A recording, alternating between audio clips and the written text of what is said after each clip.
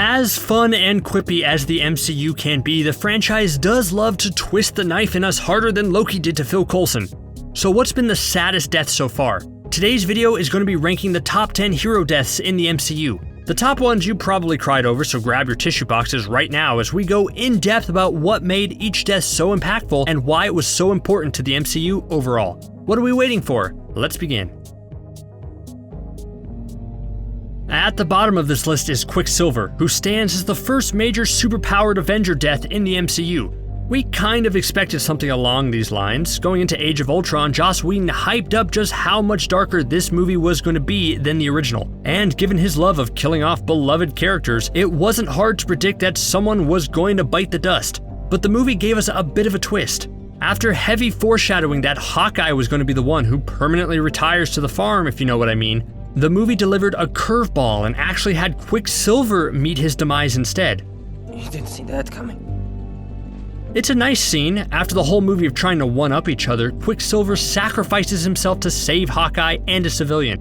But it's at the bottom because we just didn't spend enough time with his character to really be that broken up. Plus, the Quicksilver they had just introduced in the X-Men franchise was amazing, so really no one was crying that hard over the MCU's Quicksilver. Well, except for Scarlet Witch. Man, Wanda just can't catch a break ever. If we're talking about first major deaths in the MCU that hit us hard, we have to mention Phil Coulson. The agent who started off annoying Tony Stark quickly grew into a fan favorite throughout Phase 1 of the MCU. So, of course, Joss Whedon had to kill him off in the first Avengers movie to really drive home how awful Loki was. But his death was necessary in uniting the Avengers, and it also showed just how manipulative Nick Fury could really be. Yes, Coulson died tragically, but Fury then manipulated his death to guilt the Avengers even more by using some bloody trading cards to really sell it. But overall, this scene is great, and by great, I mean great in that really sad way. Watching Loki stab that spear in Coulson's back was gasp-worthy and definitely memorable.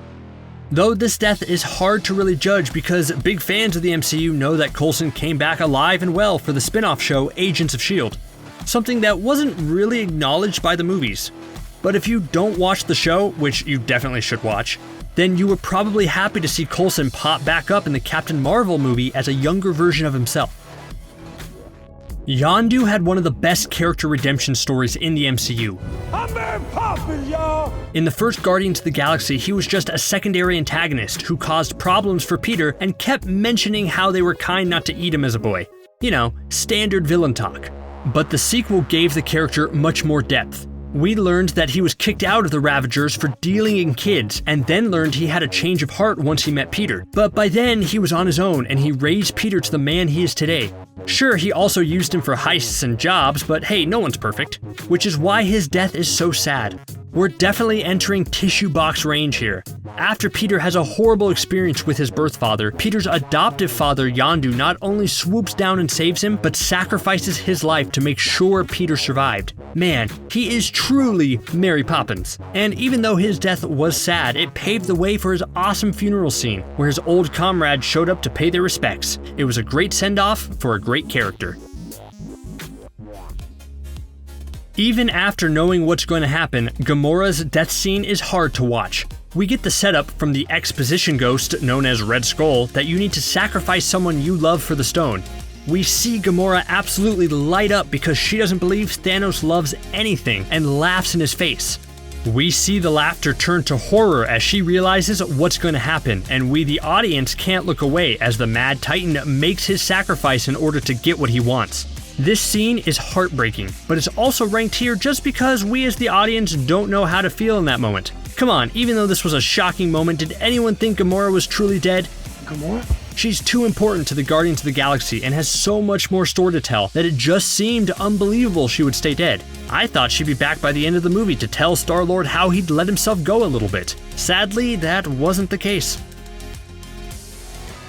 Vision holds the honor of being the only MCU Avenger who's actually died twice. The MCU hasn't really been that kind to Vision since his debut. He's supposed to be one of the most powerful Avengers, but his history after helping defeat Ultron has been a little dark. He paralyzed Rhodey in the Civil War battle, and then he was injured right at the start of Infinity War, which stopped him from using a lot of his most powerful abilities. And even after everyone tried to save his life, it ended with him telling the woman he loved to kill him, which she agreed to do.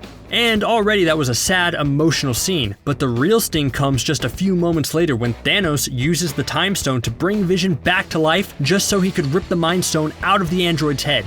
I wonder what was more painful, Scarlet Witch shattering the Mind Stone or Thanos yanking it out of Vision's forehead. Both sound awful, and the end result is Thanos completing his goal of getting all the Infinity Stones. Before the first Guardians of the Galaxy was released, if you told me that a giant Vin Diesel sounding tree who could only say 3 words would become the emotional heart of an MCU movie, I would have called you crazier than the Grandmaster and the Collector put together.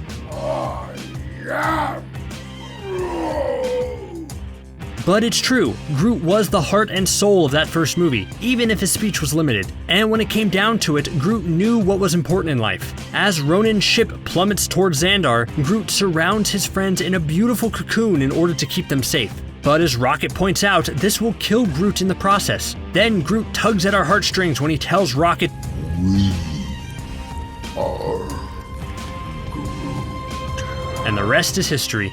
The music and the framing of that scene is incredible and really should turn any emotionless audience member into a blubbering mess. If that wasn't enough, we then have to see Rocket mourn his only friend and Drax comforts him. The only really positive thing about this is that it leads the way to Baby Groot. Loki's actual death was a big game changer and really set the stage for the rest of Infinity War.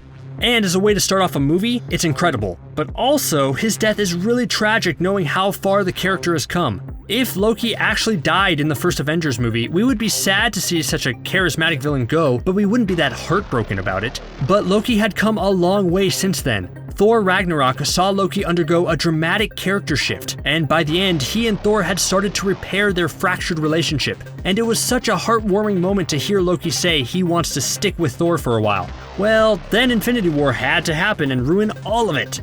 Thanos shows up and lays waste to the Asgardians. Loki almost seems like he's going to revert back to his survival mode and side with Thanos, but he uses the opportunity to try to eliminate the Mad Titan.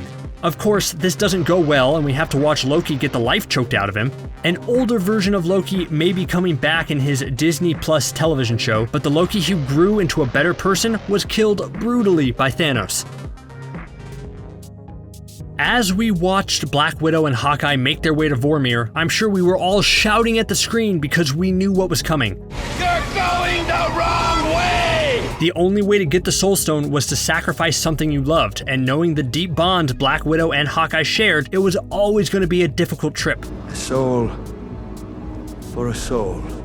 But we could never expect the craziness that went down on Vormir, as both characters got into a full-on fight to try to throw themselves off the cliff first. In the end, it was Black Widow who won out, sacrificing herself so that Hawkeye could have a chance to see his family again. It's such a heartbreaking moment considering the history with the two of them. Black Widow was an assassin until Hawkeye got her to join S.H.I.E.L.D., and from there she grew into a true leader of the rest of the team. Her death was a huge blow in the fight against Thanos, but it was necessary in order to ultimately win. She died so that billions could live, and that's a very fitting end for any character. I don't feel so good. Peter Parker's death was the most impactful out of all the dusting because it felt specifically designed to tear out our hearts and stomp it into a million pieces.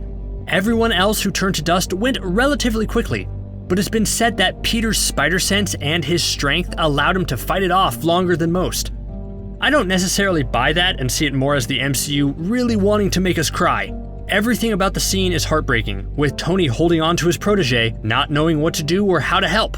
And to hear Peter beg Tony that he doesn't want to go is tough, no matter how many times you watch it. And then add on the fact that Peter's last words are is just devastating. Peter's last thoughts are about how he thinks he failed Tony in some way and apologizes. Wow. Thankfully, Peter's death is what ultimately helps Tony agree to the final mission in Endgame, which is the only bright spot from this heart-wrenching scene. Of course, number one is Iron Man. How could it not be? When we're ranking MCU hero deaths, how could anything else but Tony's epic final sacrifice take the #1 spot? This moment is the culmination of his entire character arc. He went from an arrogant, heartless arms dealer to the universe's greatest protector over the course of the MCU. And his final, "I am Iron Man," is the perfect way to cap off his journey as he erases Thanos and his army from existence. And RDJ absolutely kills it in this scene as you see his glee, his heartbreak, his determination, his willpower, all in the matter of seconds before he snaps his fingers and defeats the evil he's been so worried about all these years. This essentially closed the book on this chapter of the MCU, which allows the franchise to rebuild and branch off in an exciting new direction. But this franchise was built on Iron Man's shoulders, and the character deserved to have an awesome send-off, because Tony's always been the face of the MCU. And thankfully, the moment was handled perfectly, and it gave us one of the best and the most heartbreaking moments, not only just in Endgame, but in the entire MCU. I love you 3000.